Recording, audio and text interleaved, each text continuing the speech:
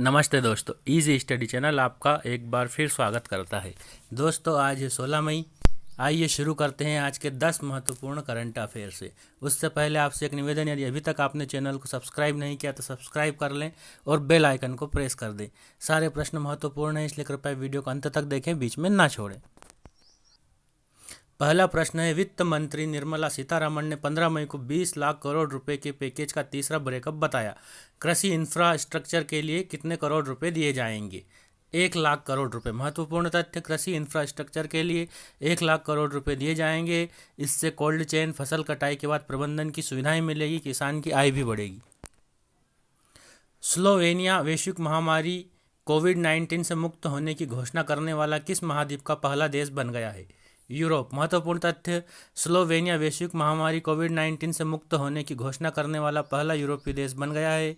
यूरोपीय संघ के सदस्य स्लोवेनिया की सरकार ने 15 मई को कहा कि कोविड-19 संक्रमण अब नियंत्रण में है, विशिष्ट स्वास्थ्य उपाय करने की कोई आवश्यकता नहीं है। किस देश के लॉन्ग मार्च 5B रॉकेट खराब होकर कई टुकड़ों में बंट गया और फिर पृथ्वी पर गिर गया? चीन। महत्वपूर्ण तथ्य, स्पेस में कुछ दिनों के अंतराल में दूसरी बड़ी घटना सामने आई है। यह घटना चीन के लॉन्ग मार्च 5B रॉकेट के खराब होकर कई टुकड़ों में बंट जाने और फिर पृथ्वी पर गिरने की है। इससे पहले रूस का एक रॉकेट फ्रेगेट SB 8 मई को स्पेस में 65 टुकड़ों में बिखर गया था। इसके कुछ टुकड़े संभावित तौर पर हिंद महासागर में गिरे थे, जिनकी तलाश का काम अमेरिका की US-18 स्पेस कंट्रोल स्क्वाड्रन कर रही है। चीन ने इस रॉकेट को 5 मई को दक्षिण चीन के हेनान द्वीप पर वेनचांग सेंटर से लॉन्च किया था।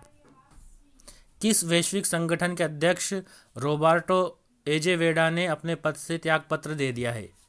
विश्व व्यापार संगठन। महत्वपूर्ण तथ्य, विश्व व्यापार संगठन WTO के अध्यक्ष रोबर्टो एजेवेडो ने अपने पद से त्यागपत्र देने का फैसला किया है। रॉबर्टो एजेवेडो ने अपना कार्यकाल समाप्त होने से 1 साल पहले त्यागपत्र दिया। वो अपना पद 31 अगस्त 2020 को छोड़ देंगे। उनका दूसरा 4 वर्षीय कार्यकाल सितंबर 2021 को समाप्त होने वाला था। तौलिया रुमाल को कहाँ का भौगोलिक संकेतक GI टैग दिया गया है?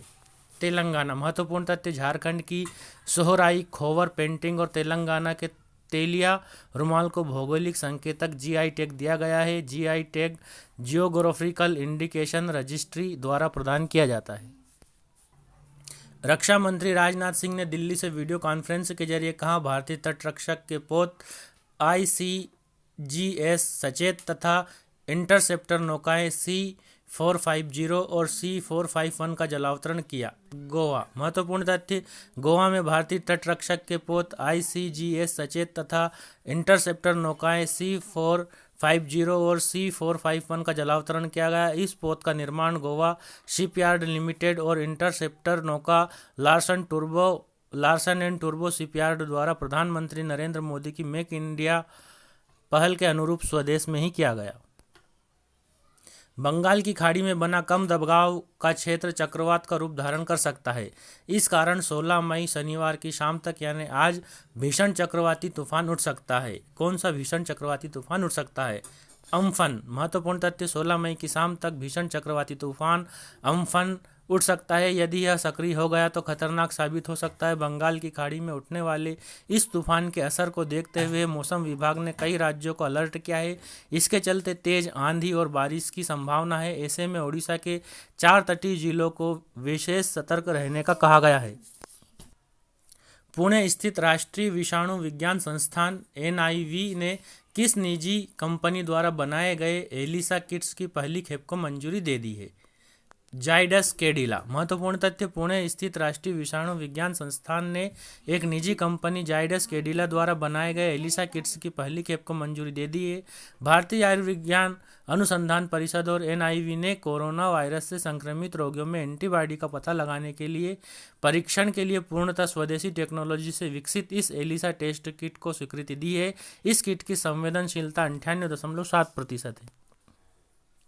इस साल जुलाई के अंत तक भारत को किस देश से पहले 4 राफेल फाइटर प्लेन मिल जाएंगे? फ्रांस। महत्वपूर्ण तथ्य, फ्रांस से सीधा यह हरियाणा के अंबाला स्थित एयरबेस में उतारे जाएंगे। इसमें 3 2 सीट वाला ट्रेनिंग प्लेन होगा, जबकि एक फाइटर प्लेन पहले ये प्लेन मई में ही आने वाले थे, लेकिन कोरोना संकट के चलते इसे 2 माह के लिए टाल दिया गया था।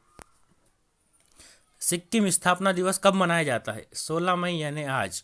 महत्वपूर्ण तथ्य, सिक्किम स्थापना दिवस 16 मई को मनाया जाता है। सिक्किम नामग्याल राजतंत्र द्वारा शासित एक स्वतंत्र राज्य था। 1975 में हुए जनमत संग्रह के बाद यह भारत में विलीन हो गया। इस जनमत संग्रह के बाद राजशाही का अंत और भारतीय संविधान की नियम प्रणाली के अंतर्गत यहाँ प्रजातंत्र का उदय हुआ। दोस्तों, ये सिक्किम का मैप है।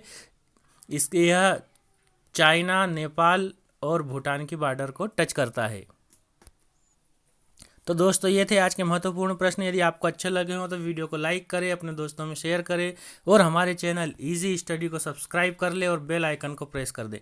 और हाँ दोस्तों, घर पर रहें, सुरक्षित रहें, कोरोना वायरस फैलने से रोकें। आप सभी लोगों का बहुत बहुत धन्यवाद। आपका दिन शुभ हो। जय हिंद, जय भारत।